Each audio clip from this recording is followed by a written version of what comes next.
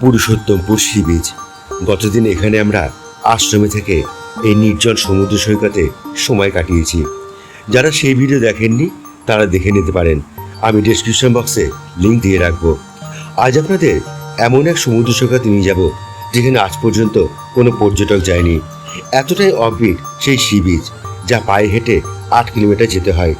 ঝড় বৃষ্টির মধ্যেও সেই সি বিচে পায়ে হেঁটে পৌঁছেছিলাম। চলুন আপনাদেরও দেখেই জানি ইউটিউবে প্রথমবার সেই সি বিচ, যার নাম শোলা সি বিচ।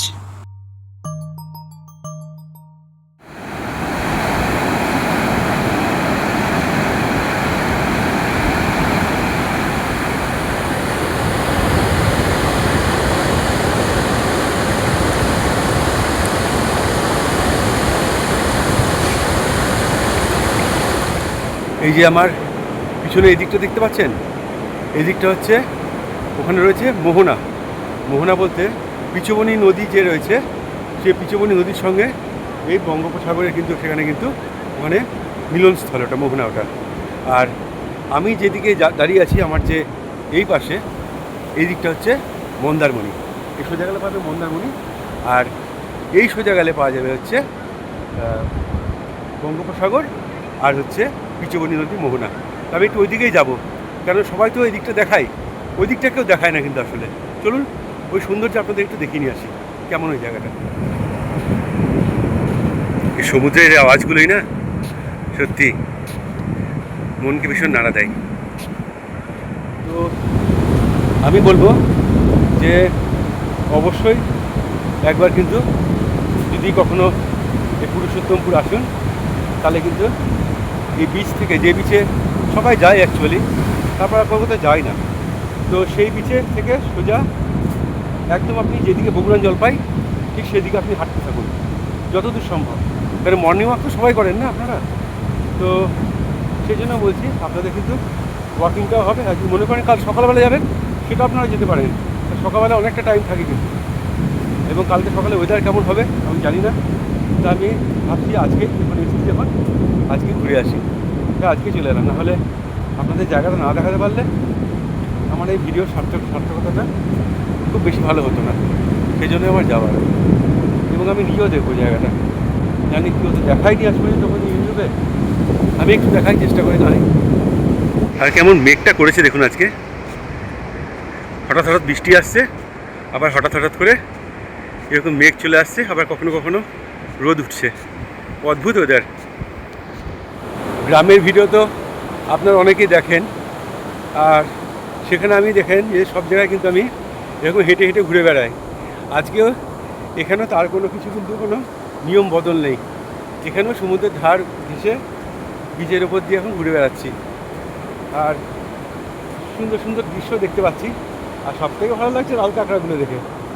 আমি যাচ্ছি আর ওরা আমার সামনে সামনে এগিয়ে চলেছে, গর্ত পেলে ঢুকে পড়ছে, না পেলে ওদের পিছনে পিছনে ধাওয়া করলে সামনের দিকে এগিয়ে যাচ্ছে। আবার যখন সমুদ্রের জলটা যখন আবার সামনে এগিয়ে আসছে, তখন ওরা আবার সমুদ্রের দিকে পালিয়ে যাচ্ছে। এই সময়টা আর বিকালবেলায় দুটো সময় দেখা যায়, বিশেষ করে জোয়ারের টাইমে। এখন জোয়ার চলছে তো সেই কারণে। জানি কখন আবার বৃষ্টি চলে আসবে। ছাতা তো বাবা মা ওদের কাছে আছে, আমার কাছে তো নেই ছাতা। আর ভয় লাগে, মানে অন্য কিছুর জন্য না, নিজে ভেজার জন্য না। ব্যাপার হচ্ছে যে ওই ছাতা না থাকলে কী হয়, ক্যামেরাটার জন্য ডিস্টার্ব হয়ে যায় তখন। আর এটা তো সেই গোপ্রো না যে জলে প্রোটেকশন পাবে। যাই হোক, কেমন লাগছে বলুন এই দৃশ্য। আসবেন আসবেন, আমার কথা শুনুন, একবার দীঘা পুরী না গিয়ে একবার এই দীঘার কাছাকাছি এই সুন্দর নির্ভেজাল প্রাকৃতিক পরিবেশের মধ্যে এই বিচে চলে আসুন, পুরুষোত্তমপুর।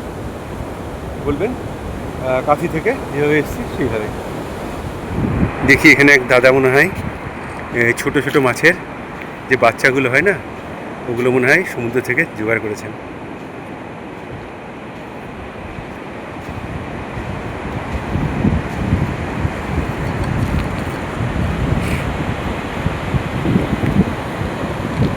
এগুলো কি মাছের বাচ্চা দাদা? এগুলো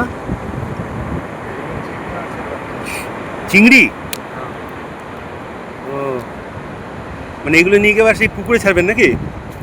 আচ্ছা আচ্ছা। তো এই দেখুন এই সমুদ্র থেকে এই চিংড়িগুলো এখানে কালেকশন করছে, তারপর নিজের পুকুরে বা ভেড়িতে নিয়ে গিয়ে এগুলো ছাড়বে।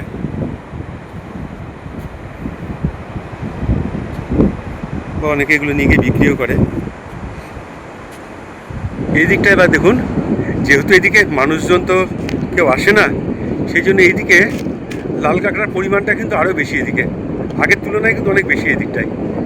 এবং এইটা এই বিচের সব থেকে বেশি ইম্পর্টেন্স আর সব থেকে বেশি সৌন্দর্য কিন্তু এরাই বাড়িয়েছে। আর এই জন্যই এই বিচের নাম লাল কাঁকড়া বিচ। দেখুন কত লাল কাঁকড়া, জোয়ারের সময় তখন ওই জন্য সব জলের প্রাণের দিকে হেঁটে চলেছে।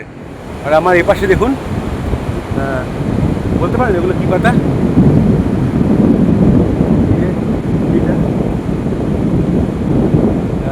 অনেকে হয়তো ছোটোবেলাতে পড়ে পড়ে থাকবেন, ওই কেয়া পাতার নৌকা করে সাজিয়ে দিব, তুলে তাল দিঘিতে ভাসিয়ে দেবো, চলবে তুলে তুলে। এই হচ্ছে কেয়া পাতা, কেয়া পাতার বন। এখানে ডুবে ডুবেই পালিয়ে যাচ্ছিল একচুয়ালি। জেলে ভাইদের নৌকা তো আছে, কিন্তু কোনো জেলে ভাই নেই। এই ছোট ছোট ডিঙিগুলো নিয়েই ওরা সমুদ্রে যায় মাছ ধরতে। যাই হোক, আজকে তো সত্যি খুব দারুণ ওয়েদার আজকে। এই যে আমার পিছনে দেখছেন, এইদিকে দেখুন কীভাবে মেঘ করেছে, দেখেছেন? আর এই পাশটা দেখুন, এই পাশটায় পরিষ্কার হয়ে আছে আকাশ। একেই বলে মায়াবী জায়গা, মায়াবী সমুদ্র তট। এই লাল কাঁকড়া বিচের পাশাপাশি এখানে কিন্তু এখন বেশ অনেকগুলো রিসর্ট হয়ে গেছে। এই যে দেখুন, এখানেও একটা রিসর্ট রয়েছে। এটার নামটা যতদূর সম্ভব আমার রেড ক্র্যাব বিচ রিসর্ট এরকম কিছু একটা হবে হয়তো, যেটা গুগলে শো করছিল। এটাই মনে হয় সেই রিসর্টটা। এইরকম প্রকৃতি আপনি দীঘাতেও পাবেন না, আপনি কিন্তু পুরীতেও পাবেন না। এটা কিন্তু বাস্তব কথা। কেন, ওখানে যেটা আছে সবই কৃত্রিম, পাড় দিয়ে মোড়া, গাছপালা তো নেই কোনো, যা ছিল সব কেটে পার্ক বানিয়ে দিয়েছে। যেটা ন্যাচারাল একটা জায়গার যেটা একটা সুন্দরতা, সেটা ন্যাচারালভাবে থাকলেই ভালো লাগে। সেটাকে কেটে কুটে গাছপালা কেটে সেটাকে পার্ক বানিয়ে দিলে সেটার আর সেরকম কোনো ভ্যালু থাকে না। ওই দেখুন, ওখানে তো মনে হচ্ছে যেন কোনো হয়তো রাজনৈতিক মিটিং চলছে লাল কাঁকড়াদের, দেখেছেন তাই না? গোটা জায়গাটা মনে হচ্ছে লাল হয়ে আছে একেবারে।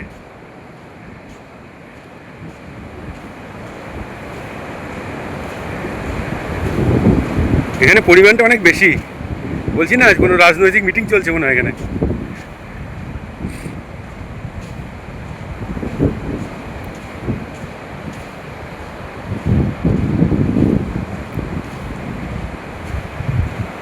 পায়ের শব্দ পাচ্ছে তো, ওই জন্য এগিয়ে এগিয়ে যাচ্ছে।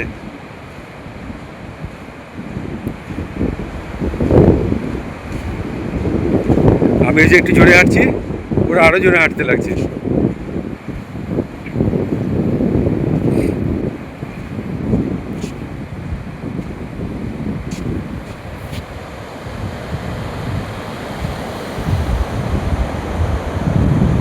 এই যে এই জায়গাটা দেখুন, এখানেও একটা রিসর্ট বানিয়ে রেখেছে। এখানে আগে কিন্তু এত রিসর্ট ছিল না এই জায়গাটায়।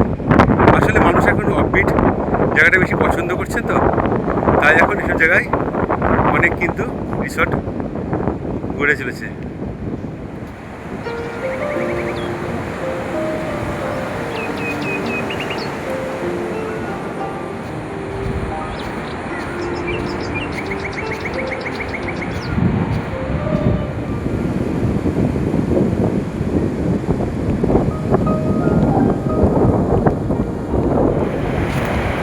বিচের মধ্যে দেখুন একটা গুই সাপ, দেখতে পেয়েছেন? ওই দেখুন একটা গুই সাপ এই কাঁকড়াগুলোকে খেতে এসেছে। এই যে গর্ত থেকে বের করে করে খাচ্ছে, দেখুন গুই সাপটা যে পালিয়ে গেল। গ্রামে যখন ঘুরে বেড়ায় না, তখন তাও তো রাস্তাটা মনে হয় এই বোধহয় শেষ হয়ে যাবে, বোধহয় চলে এসেছি। আর এখানে দূর থেকে দেখে মনে হচ্ছিল এই তো বেশি দূরে না, বেশি দূরে না, কিন্তু এগিয়ে যাচ্ছি। আর সে মনে হচ্ছে না আলিয়ার মতো আরো পিছিয়ে যাচ্ছে, এতটাই ডিস্টেন্স। মনে হচ্ছিল দেখে কত কাছে বোধ হয়, কিন্তু হেঁটেই যাচ্ছি, রাস্তা শেষ হচ্ছে না, আর এই সি বিচও শেষ হচ্ছে না। কোথায় চলে এসেছি? প্রায় 4 কিলোমিটার হয়ে গেল হাঁটা আমার, এখনো শেষ হচ্ছে না, এখনো মনে হচ্ছে 1.5 কিলোমিটার মতো হবে।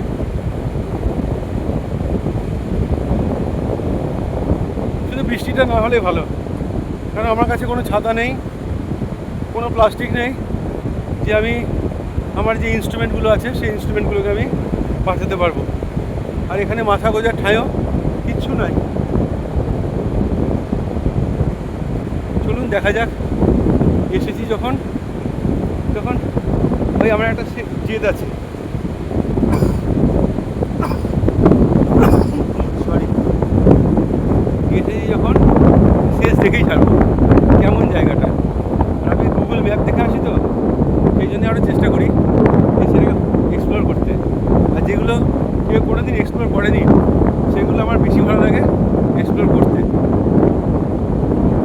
মানুষজন যে এই বিচে আসে না সেটা কাঁকড়ার এত পরিমাণই বুঝিয়ে দিচ্ছে সেটা।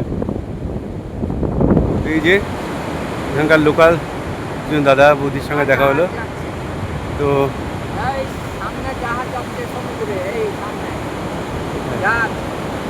ও অনেক দূরে। আচ্ছা আচ্ছা,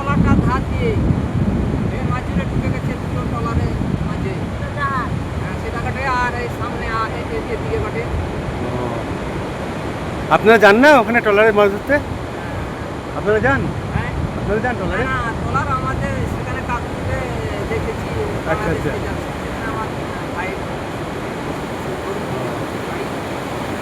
তা আপনারা মাছ ধরেন নাকি এই সমুদ্রে? আচ্ছা আচ্ছা, ও এটা আপনাদেরই নাকি?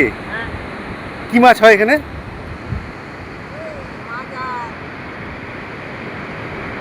ফারসে নাকি? ইলিশ, চিংড়ি মাছ হয়? ও ও, বাহ। এখানকার লোকাল এনাদের সঙ্গে কথা বললাম, তো আমি ভেবেছিলাম হয়তো সামনে দিয়ে হয়তো রাস্তা পাবো, কিন্তু এখানে মাঝখানে খাল রয়ে গেছে, মানে সমুদ্রটা আর নদী যেখানে মিশেছে পিচুবনি নদী, সেখান থেকে ওই দিক দিয়ে যাওয়ার রাস্তা নেই, আমাকে আবার ব্যাকে এখানে আসতে হবে, এসে আবার ওই সামনে যে রিসর্ট আছে রিসর্টের ভেতর দিয়ে সোজা গেলে ওখানে আমি রাস্তা পেয়ে যাবো, আর ওখান থেকে আমি আবার টোটো নিয়ে নেবো, তাহলে আমাকে আবার ফেরার সময় এত দূর হাঁটতে হবে না। ওইদিকে বাড়ির লোক তো মনে হয় চিন্তা করছে এখন যে কোথায় গেল বলে, আর আমি তো এরকমই। চলুন চলে এসেছি ঘোনাটা, আর বেশি দূরে না, আর 5-10 মিনিট লাগবে, সামনেই দেখতে পাচ্ছি এখান থেকে। চলুন দেখি নিয়ে আসি জায়গাটা।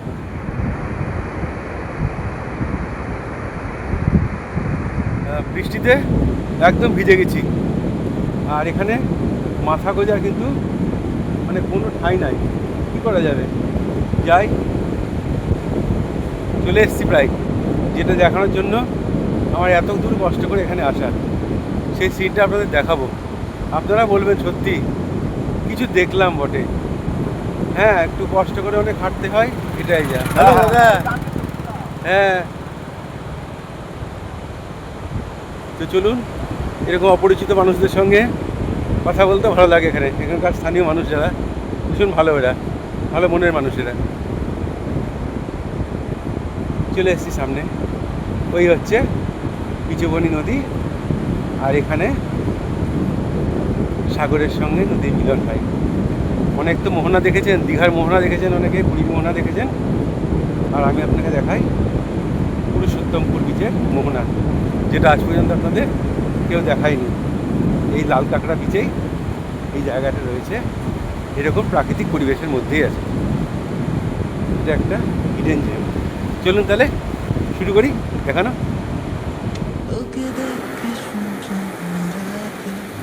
চলে আসা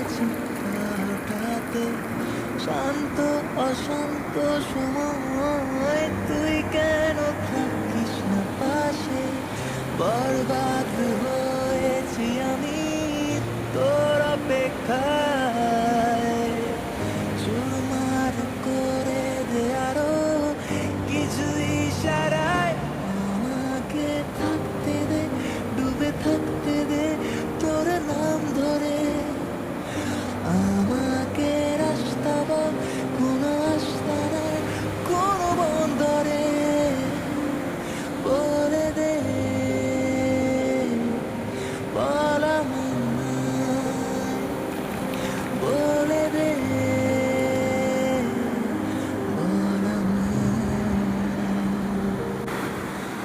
গেলে তোর গানে আর মনে দুনিয়ায় নে আমাকে অকারণে।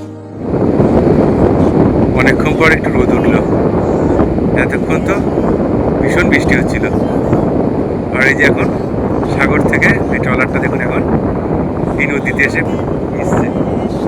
এটাই হলো সেই পিচুবনি নদী, যে নদীতে থেকে মানে এই আসলে মানে এই নদী থেকেই এই ট্রলারগুলো সাগরে যায়, আবার সাগর থেকে আবার সেই নদীতে ফিরে আসে মাছ নিয়ে।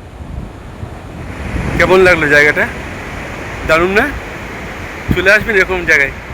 হয়তো একটু কষ্ট হবে, অনেকটা হাঁটতেও হবে, তবে এই এক জায়গায় কিন্তু আপনারা এরকম একটা দারুণ দৃশ্য কিন্তু আপনি উপভোগ করতে পারবেন। একদিকে বগুড়ান জলপাই, একদিকে পুরুষোত্তমপুর। আমি মনে হয় প্রথম এলাম এখানে, আর তো মনে হয় কাউকে কখনো আসতেও দেখিনি এখানে, এই পুরুষোত্তমপুরের মোহনাতে। সত্যি অনেকটা হাঁটতে হলো, প্রায় 7-8 কিলোমিটার হবে সব মিলিয়ে। না হলে এই জায়গায় তো কোনো গাড়ি ঘোড়া আসে না, হেঁটেই আসতে হবে, আর অনেকটা সময় সাপেক্ষেরও ব্যাপার। চলুন যাই দেখতে দেখতে আবার। ওই যে ওই পাটটাই হলো বগুড়ান জলপাই, তারপরে হচ্ছে হরিপুর সি বিচ, তারপরে বাকিপুর, জুনপুট, সব পরপর চলে যায় ওইদিকে। ওই যে এখন সাগর থেকে একটার পর একটা ট্রলার চলেই আসছে, কারণ ভাটার সময় তো আসা খুব মুশকিল হয়, এই জোয়ারের সময় জন্য তো ফিরে আসতে হয়, ওই জন্য আবার ওরা নদীতে ফিরে আসছে মাছ ধরে। কেমন এই জায়গা? দারুণ না? আমার মনে হয় না আজ পর্যন্ত কেউ কোনো দিন এই জায়গা আপনাদের দেখিয়েছে। এটাই হলো এখানকার শেষ জায়গা। আর এই যে আমার পিছনে দেখছেন ওপারটা, আপনারা তো ওই পারটা সবাই জানেন, যে ঝাউ গাছটা দেখছেন তো, ওই ঝাউ গাছটা হচ্ছে, ওটাই হচ্ছে বগুড়ান জলপাই। আর তারপরে ওই সামনে হচ্ছে আরও হচ্ছে ওইদিকে হচ্ছে বাকিপুর, জুনপুট, হরিপুর সি বিচ, সব হচ্ছে ওই পাশটাই। আর এই পিছনের দিকটাই এটাই হচ্ছে পিচুবনি নদী। দেখাতে পারলাম আপনাদের। আপনারা তো যারা দেখেছি এই পুরুষোত্তমপুর বিচ দেখিয়েছে, শুধু জাস্ট আমাদের যেই বিচে এসেছিলাম সেই বিচটুকুনি দেখিয়েছিল, তারপর বাকি কিছু দেখাতো না। দেখি এই দাদা এই যে নদীতে এখানে হাত শুদ্ধি মাছ ধরার জন্য রেডি হচ্ছে।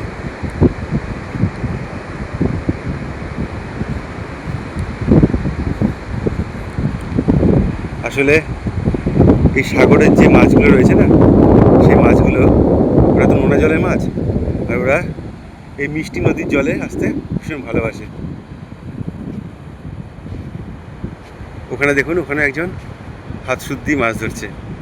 তখন খুব বৃষ্টি এসেছিলো, কিছু করার ছিল না, এই প্লাস্টিকটাই তখন আমার একমাত্র সম্বল ছিল। এটা দিয়ে আমি আমার এই মোবাইলটাকে ঢেকে নিয়ে বৃষ্টির মধ্যে নিজেকে রক্ষা করেছিলাম। নিজেকে বলতে আমার ইনস্ট্রুমেন্টগুলোকে, দুটো মোবাইলকে। আর বাকি তো জামা প্যান্ট সব ভিজে গেছে। যাই হোক, আকাশটা এখন একটু ভালো করেছে, এখন এই ভালো থাকতে থাকতে আমাকে এখান থেকে বেরিয়ে যেতে হবে। এই দেখুন, এখানে দুজন জালে আটকে গেছে মনে হয়, পা দিয়ে আর বেরোতে পারছে না বেচারা। যা দেখি দাঁড়া ছাড়িয়ে দিই, দাঁড়া থাম, তুই নড়িস না। বাবারে, জালে আটকে গেছে, থাম। এই বাবার, আর আমাকেই কামড়াচ্ছে আবার। দাঁড়া, আমি তো তোর উপকার করছি আর তুই আমাকেই কামড়াচ্ছিস।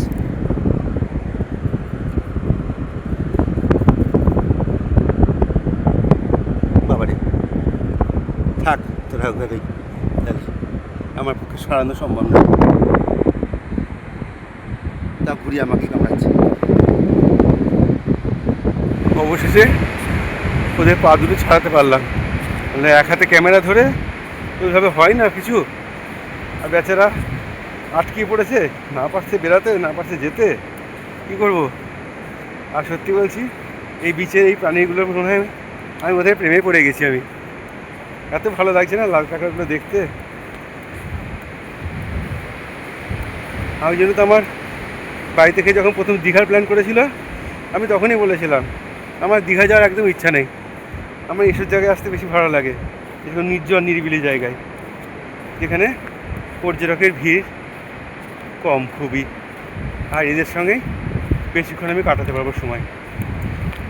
আর যদি আপনারা যদি হইচই মানে ডিজে এসব পছন্দ করেন তাহলে এসব জায়গায় আসার দরকার নেই, তাহলে দীঘা যান।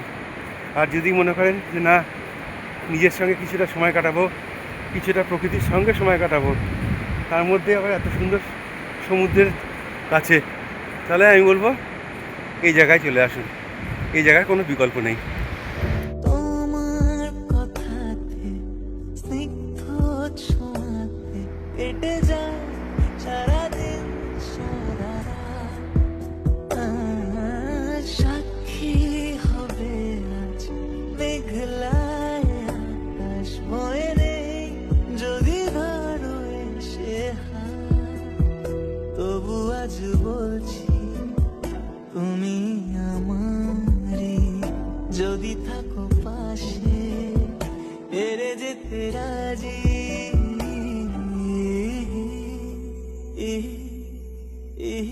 যাক, আবার বৃষ্টি নামছে মনে হয়।